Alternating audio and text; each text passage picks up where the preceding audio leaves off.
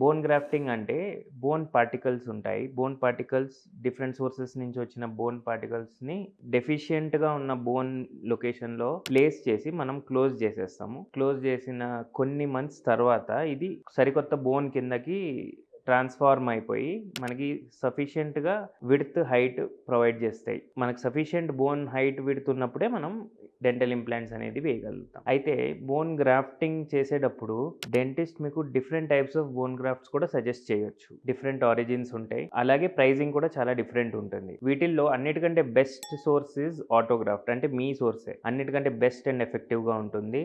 So, మీ dentist మీకు కరెక్ట్‌గా చెప్పగలుగుతారు.